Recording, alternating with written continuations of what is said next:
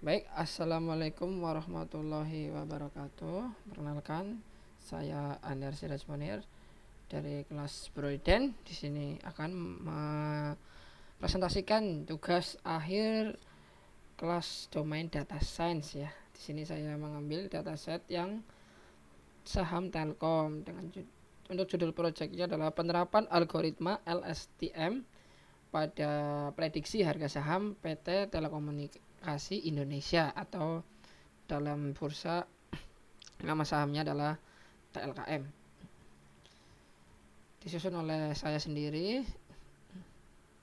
Dan untuk latar belakangnya, sebagai investor sangat penting untuk membuat keputusan investasi yang cerdas berdasarkan analisis data historis dan tren pasar yang ada. Analisis ini sering melibatkan prediksi harga saham di masa depan. PT Telekomunikasi Indonesia atau Telkom adalah salah satu perusahaan yang terdaftar di Bursa Saham Indonesia yang memiliki banyak investor dan penggemar saham. Oleh karena itu, banyak investor yang tertarik untuk memprediksi harga saham TLKM di masa depan untuk membuat keputusan investasi yang lebih baik.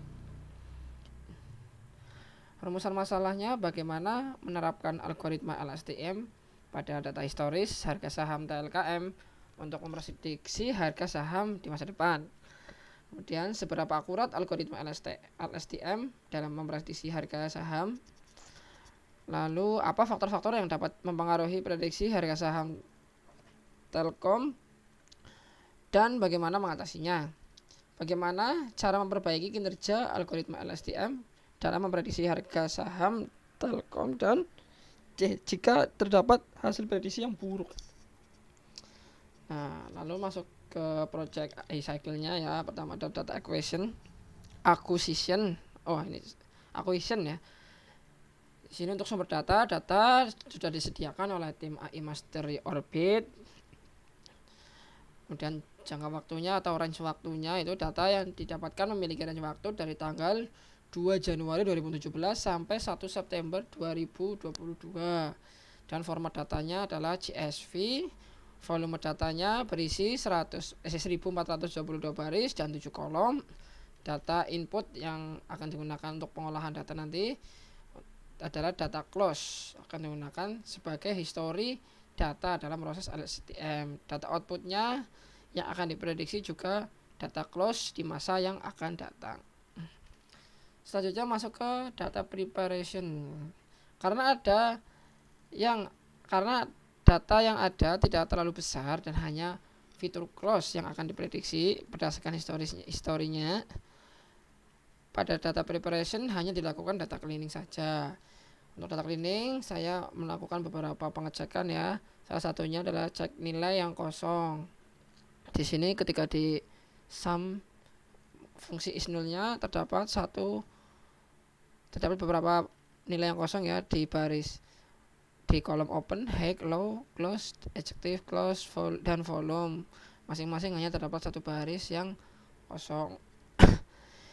Di sini saya mengisi nilai yang kosong dengan rata-rata setiap fitur. Misal nilai kosong pada open itu akan diisi nilai rata-rata pada kolom open. Pada hack juga seperti itu dan seterusnya sampai volume. Kemudian dilakukan pengecekan kembali nilai yang hilang apakah masih ada, dan ternyata setelah dicek ulang sudah 0 ya, berarti sudah terisikan oleh nilai rata-ratanya. Selanjutnya masuk ke data exploration. Di sini exploration saya mengecek data ya. Di sini dimensinya ada 1422 kali 7. Kemudian di sini ada ringkasan statik deskriptifnya seperti ini ya, untuk karena datanya semuanya numerik jadi semua ringkasan statistiknya muncul. Lalu ada visualisasi data. Untuk yang kiri atas ini adalah line chart harga saham dari waktu ke waktu. Jadi dari 2017 sampai 2022 yang range waktunya itu semuanya.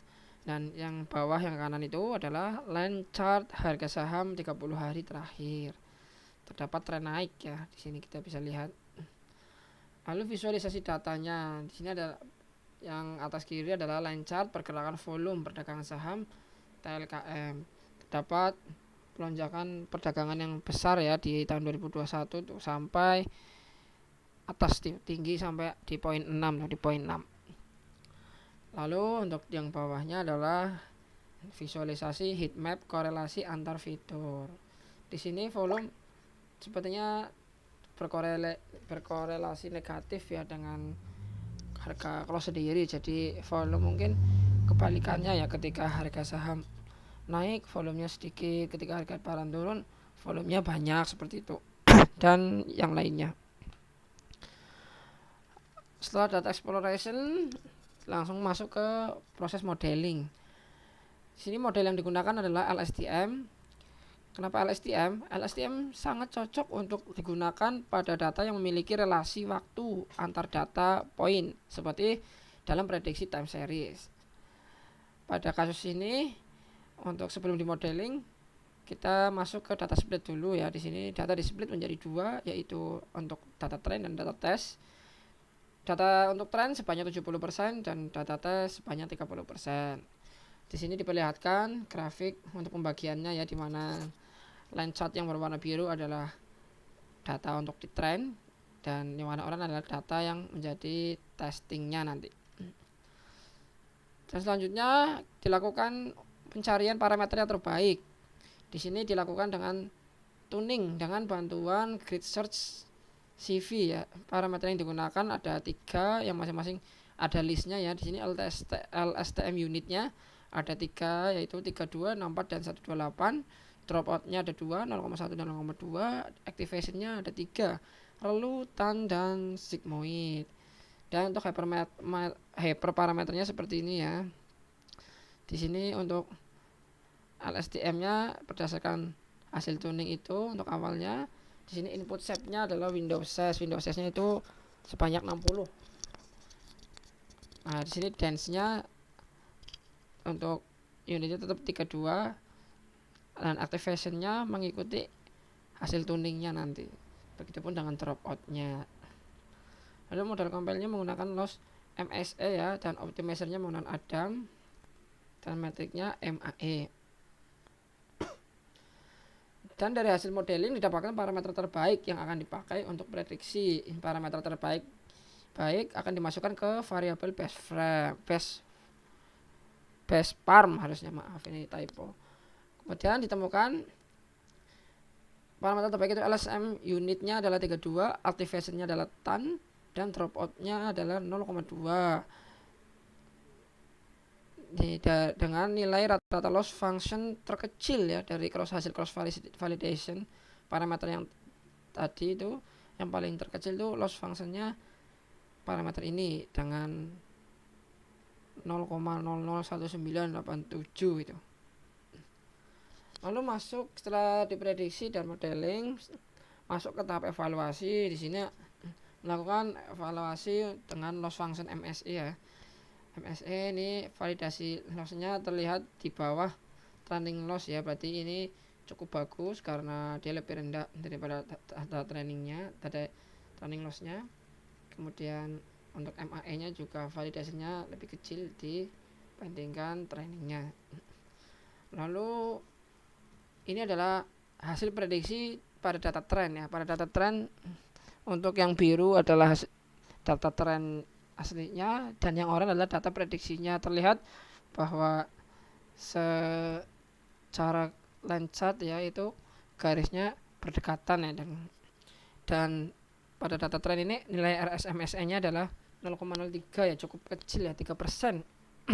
Kemudian yang di sebelah kanan adalah prediksi data test yang RSMSE-nya 0,04 atau 4% ya, cukup kecil juga.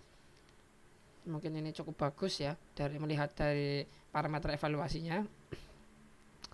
Lalu masuk ke hasil prediksi untuk 7 hari ke depan. Di sini saya menggunakan N-Future ya. N-Future-nya saya isi 7 hari ya, untuk melihat harga saham 7 hari ke depan. Di sini untuk 7 hari ke depan digambarkan oleh line chart yang berwarna hijau itu, di mana kondisi market saham Telkom 7 hari ke depan adalah menurun ya.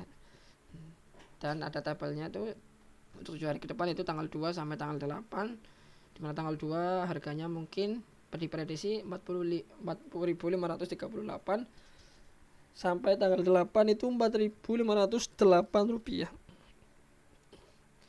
Nah, mungkin ini hasil prediksi 7 hari ke depan. Dan ini nilai MSMAE dan RSMSE dari antara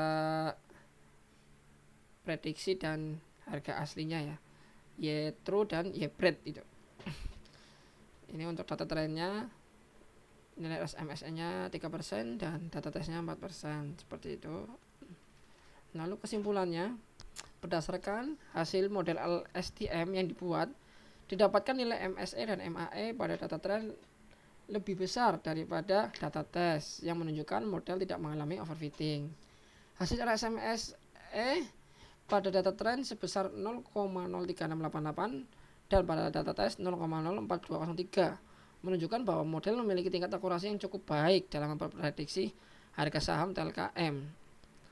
Lalu dari hasil future predik saham 7 hari ke depan terlihat bahwa harga saham Telkom cenderung menurun pada hari-hari berikutnya. Dan untuk menerapkan algoritma LSTM pada data historis harga saham Telkom, pertama-tama dilakukan data preparation seperti mengambil data historis harga saham Telkom dan melakukan normalisasi.